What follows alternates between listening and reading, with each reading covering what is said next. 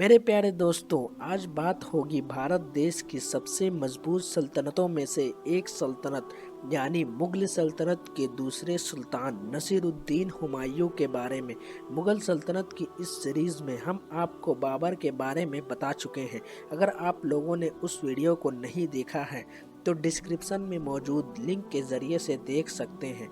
और आज की इस वीडियो में हम आपको बताएंगे कि हुमायूं का मुगल सल्तनत के दौर में क्या किरदार रहा, और साथ ही हम आपको यह भी बताएंगे कि इतनी बड़ी सल्तनत के सुल्तान को जंगलों में क्यों भटकना पड़ा।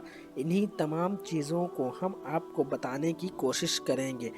मेरे प्यारे दोस्तों, आपसे छोटी सी गुजारिश है कि नए आने वाले दोस्त चैनल को सब्सक्राइब करें और हमारी हौसला अफजाई के लिए वीडियो को लाइक ज़रूर कर दें।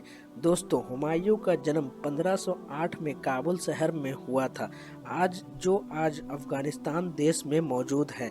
हुमायूं के फादर का नाम बाबर था, जो हिंदुस्तान में मुगल सल्तनत के फाउंडर माने जाते हैं। हुमायूं के 3 भाई थे। कहा जाता है कि जब हुमायूं 15 साल के थे तभी से वह अपने वालिद यानी बाबर को सल्तनत के मामले में मशवरे देने लगे थे, और बाबर ने भी हुमायूं की कम उम्र होने के बावजूद भी उनकी राय मशवरे को बहुत अहमियत दिए करते थे। हिस्ट्री की बहुत ऐसी बुक हैं जिससे हमें ये मालूम होता है कि बाबर ने जब हिंदुस्तान पर हमला किया था तो उस जंग में हुमायूं का बहुत अहम किरदार। कहा जाता है कि जब बाबर ने 1526 की लड़ाई में इब्राहिम लोधी को हरा दिया था तो उसके बाद जब दिल्ली की तरफ रवाना हुआ तो आगरा में उसकी मुलाकात उसके बेटे हुमायूं से हुई। हुमायूं ने अपने बाप को कीमती खजाने के साथ साथ कोहिनूर हीरा भी इनाम में दिया, लेकिन बाबर ने हुमायूं की बहादुरी से खुश होकर वह सारा माल हुमायूं को ही वापस कर दिया था।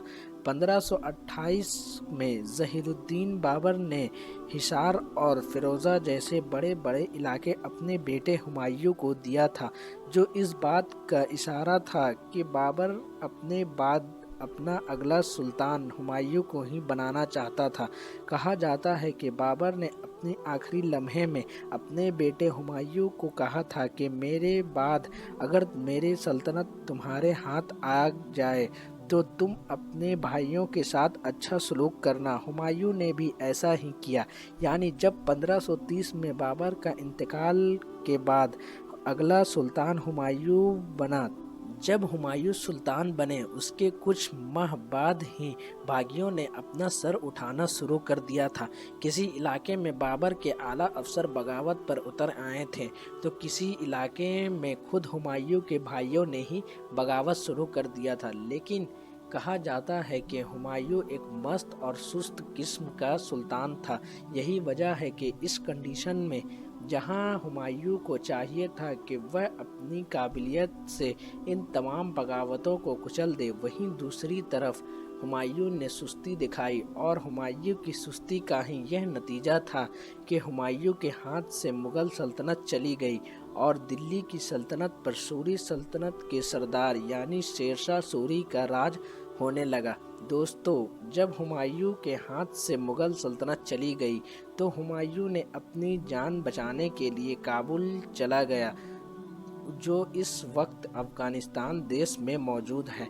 1540 से लेकर के 1555 तक यानी तकरीबन 15 साल तक की उम्र हुमायूं ने जंगल में ही भटक भटक कर गुजार दी। यह हुमायूं के लिए बहुत मुश्किल दौर था, लेकिन इसी मुश्किल दौर में हुमायूं के सबसे काबिल और होशियार बेटे यानी अकबर की भी पैदाइश हुई थी। लेकिन ऐसी हालात में भी हुमायूं ने कभी हार नहीं मानी और वह सोचता रहा कि किस तरह वह अपने वालिद की सल्तनत को वापस ले।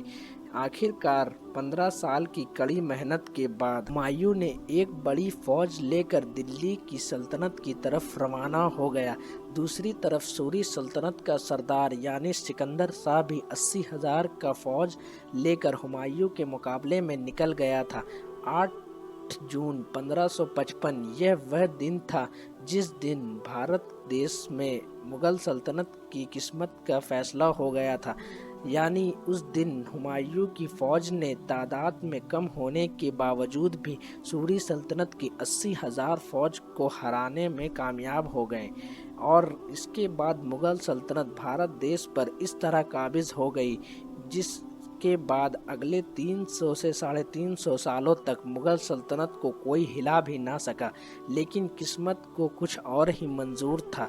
जिस सल्तनत के लिए हुमायूं ने अपनी 15 साल की ज़िंदगी जंगलों में गुजार दी, उसकी हासिल करने के बाद एक ही साल के बाद हुमायूं की मौत हो गई। यानी 1556 में हुमायूं का इंतकाल हो गया। लेकिन हाँ, हुमायूं ने आने वाले नस्लों के लिए सल्तनत को फिर से हरा भरा कर दिया था।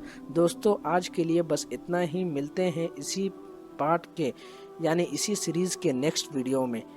हम आपको बताएंगे कि मुग़ल सल्तनत का अगला सुल्तान कौन बना। तब तक के लिए अस्सलाम वालेकुम वरहमतुल्लाहि वबरकातुहू।